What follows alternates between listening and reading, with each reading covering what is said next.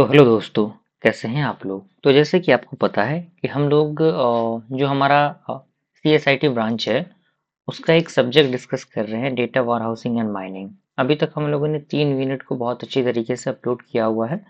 जितने भी हमारे स्टूडेंट जिन्होंने उस प्लेलिस्ट को एक्सेस नहीं किया है तो ज़रूर उस प्लेलिस्ट को एक्सेस करिएगा। प्लेलिस्ट का लिंक आपको नीचे डिस्क्रिप्शन बॉक्स में मिल जाएगा, आप वहाँ से उसे चेकआउट कर सकते हैं।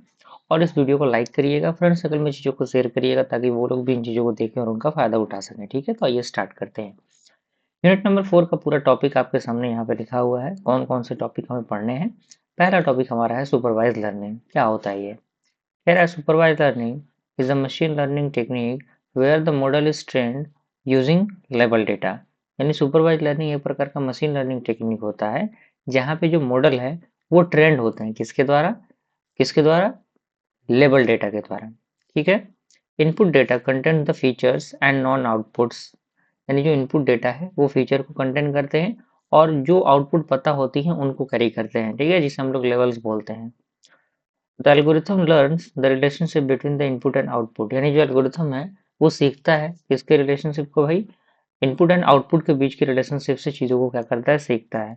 आफ्टर ट्रेनिंग यानी ट्रेनिंग ट्रेनिंग के बाद it product the output of the new data. यानी ये क्या करता है, नई डेटा के आउटपुट को प्रेडिक्ट कर लेता है। ठीक है, जैसे एग्जांपल ईमेल क्लासिफिकेशन। तो इनपुट आपका ईमेल कंटेंट हो गया, आउटपुट आपके स्पैम और नॉट स्पैम हो गया। यानी इनपुट आपका जो है ईमेल स्पैम वाला ईमेल है या फिर बिना स्पैम वाला है। ठीक है। एप्लीकेशन की बात करें, फ्रॉड डिटेक्शन में, मेडिकल डायग्नोसिस में, इमेज रिकॉग्निशन में एंड क्रेडिट कार्ड एनालिसिस में इसका यूज होता है। क्लियर हुआ? चलिए, अब हमारा अगला है क्लासिफिकेशन। क्या होता है ये?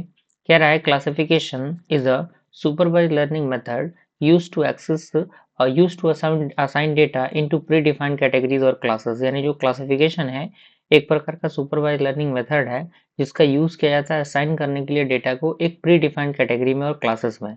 जैसे एग्जांपल आपका स्टूडेंट का रिजल्ट हो गया तो स्टूडेंट या तो पास हो गया तो फेल होगा, ईमेल या तो स्पैम वाला होगा या फिर नॉट स्पैम होगा।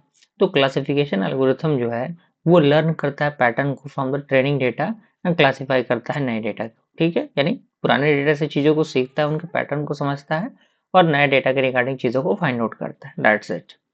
अब आता है टाइप्स ऑफ क्लासिफिकेशन एल्गोरिथम। तो सबसे पहले आपका आता है स्टैटिकल बेस्ड एल्गोरिथम।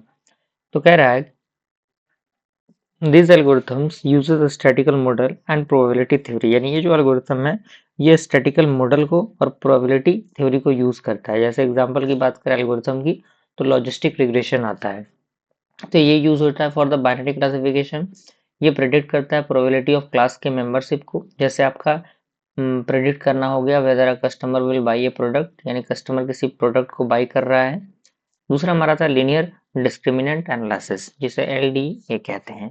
तो ये सेपरेट करता है डेटा को into the different classes using the linear combination of features. यानी एक लीनियर कॉम्बिनेशन ऑफ फीचर्स के अकॉर्डिंग ये डेटा को सेपरेट करता है अलग अलग क्लासेस में। ठीक है। एडवांटेज की बात करें तो सिंपल एंड एफिशिएंट होता है, ये बेहतर काम करता है with the normal distributed data. Okay, चलिए, अब हमारा आता है डिस्टेंस बेस्ड एल्गोरिथम। क्या होता है?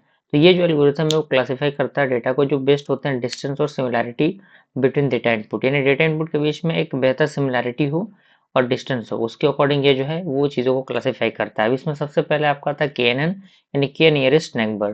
तो KNN जो है वो क्लासिफाई करता है डेटा को by looking at the nearest neighbour, यानी नज़दीकी नेबर के अकॉर्डिंग चीज़ों को क्या करता है, क्लासिफाई करता है। वर्किंग क्या है इसका भाई? तो सबसे पहले वैल्यू चूज होगा के का, यानी चूज द वैल्यू ऑफ के। दूसरा होगा calculate distance between the data input, यानी डेटा इनपुट के बीच का डिस्टेंस कैलकुलेट होगा। और तीसरा होगा कि असाइन करना होगा क्लास को जो बेस्ड होगा मेजरिटी नेबर में। डिस्टेंस मेजर यूज की बात करें तो जिसके अंदर यूक्लिडियन डिस्टेंस, मैनहट्टन डिस्टेंस होता है। एडवांटेजेस क्या है? सिंपल एल्गोरिथम होता है ये, ट्रेनिंग फेस की जरूरत नहीं होती, यहाँ पे नहीं होती है। डिसएडवांटेज ये है कि ये स्लो होता है for the large data set, यानी बड़े डेटा सेट के लिए कहीं ना कहीं ये बेहतर तरीके से काम नहीं करता है। अगला हमारा आता है डिसीजन बेस्ड ट्री। तो डिसीजन ट्री जो है वो यूज करता है ट्री लाइक स्ट्रक्चर को क्लासिफाई करने के लिए डेटा को। जैसे यहाँ पे स्ट्रक्चर इंक्लूड करेगा जैसे रूट नोड को, डिसीजन नोड को एंड लीफ नोड को। जैसे एज आपका है तो एज या तो 30 से ज़्यादा होगा या फिर 30 से कम होगा। तो अगर 30 से कम होगा तो वो स्टूडेंट होगा और 30 से ज़्यादा होगा तो उसका इनकम क्या होगा। तो ये पॉइंट ऑफ व्यू है वहाँ पे। ठीक है ना। कॉमन एल्गोरिथम आपका ID3 और C4.5 कार्ड। एडवांटेज ये है कि ये इजी टू अंडरस्टैंड है, यानी इसको आसानी से समझा जा सकता है। ये हैंडल करता है दोनों न्यूमेरिकल एंड कैटेगरिकल डेटा को। डिसएडवांटेज ये है कि ये ओवरफ्यूट करता है डेटा को, ठीक है ना। अगला हमारा आता है न्यूरल नेटवर्क बेस्ड एल्गोरिथम, ठीक है। ये क्या होता है भाई, तो यहाँ पे आपके सामने पॉइंट दिया हुआ है। जो पॉइंट यहाँ पे कह रहा है कि neural network are inspired by the human brain structure, यानी जो न्यूरल नेटवर्क है वो इंसानी दिमाग के अकॉर्डिंग जो है वो उससे इसका इंस्पिरेशन लिया गया है, ठीक है। कॉमन कंपोनेंट की बात करें इसके न्यूरल नेटवर्क के, तो इसके अंदर इनपुट लेयर होता है, हिडन लेयर होता है और आउटपुट लेयर होता है। तो वर्किंग किस तरह से होता है इसका, तो सबसे पहले इनपुट डेटा एंटर करेगा नेटवर्क में। दूसरा होगा कि जो न्यूरॉन्स होंगे वो प्रोसेस करेंगे डेटा को यूजिंग द वेट्स। एंड तीसरा स्टेप होगा आउटपुट लेयर जो प्रोड्यूस करेगा क्लासिफिकेशन के रिजल्ट को। कहाँ कहाँ यूज होता है ये, तो इमेज के रिकॉग्निशन के अंदर यूज होता है, स्पीच रिकॉग्निशन के अंदर यूज होता है, पैटर्न डिटेक्शन के अंदर इसका यूज होता है। एडवांटेजेस की हम बात करें तो ये हैंडल करता है कॉम्प्लेक्स प्रॉब्लम को, हाई एक्यूरेसी को। डिसएडवांटेज ये कि ये रिक्वायर करता है बड़े डेटा सेट को, और कंप्यूटेशनली ये काफी ज्यादा क्या होता है, एक्सपेंसिव होता है, महंगा होता है।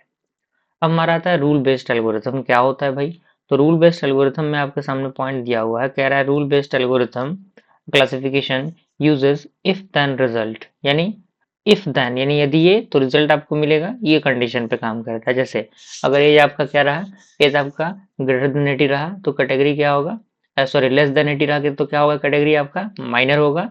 अगर ग्रेटर देन 18 होगा तो क्या होगा, मेजर होगा। तो यहाँ पे इस कंडीशन में जो रूल्स है वो जनरेट हो रहा है from the training data. Common algorithm आपका रिपर एंड CN2।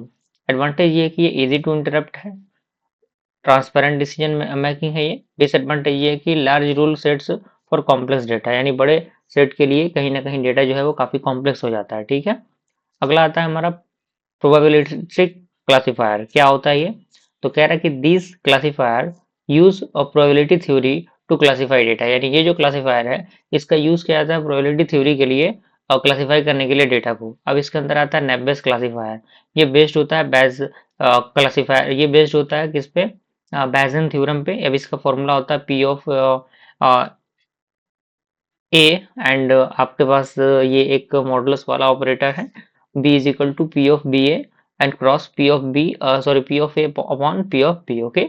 अजम्पशन इसका ये है कि फीचर इंडिपेंडेंट है ये, एप्लीकेशन कहाँ कहाँ स्पैम को डिटेक्ट करने के लिए, टेक्स्ट को क्लासिफाई करने के लिए, साथ ही साथ सेंटिमेंट एनालिसिस के लिए इसका यूज होता है। एडवांटेजेस का क्या है इसका, ये फास्ट एल्गोरिथम होता है, ये बेहतर काम करता है एक बड़े लार्ज डेटा सेट के अकॉर्डिंग। डिसएडवांटेज इसका होता है ये कि ये इंडिपेंडेंस असम्पशंस होते हैं जो हमेशा होल्ड नहीं करते। तो ये चीजें हैं इसकी, ठीक है ना। अब यहाँ पे अगला एक चार्ट दिया हुआ है, जिस चार्ट से चीजों को समझना हमारे लिए जरूरी है। और इसके अंदर स्टैटिकल ये प्रोबेबिलिटी मोड्स को का अप्रोच यहाँ पे काम करता है, जैसे आपका लॉजिस्टिक रिग्रेशन हो गया। डिस्टेंस बेस्ड की बात करें तो सिमिलैरिटी मेजर, जिसका KNN एग्जांपल हो रहा है, decision tree structure ID3 and C4.5, and neural network artificial neurons ANN, और rule based if then rule, ये रिपर इसका एग्जांपल हो जाएगा। और लास्टली हमारा है प्रोबेबिलिस्टिक, जिसमें बैज थ्योरम नेबेस काम करेगा, ठीक है। तो इस तरीके से हम लोगों ने यूनिट नंबर 4 को अच्छी तरीके से कंप्लीट किया। अब डिपेंड आप पे करता है कि आपने किस तरीके से चीजों को कंप्लीट किया है, क्या कंप्लीट किया है। मिलते हैं फ्रेंड्स अगले वीडियो, तब तक के लिए थैंक यू।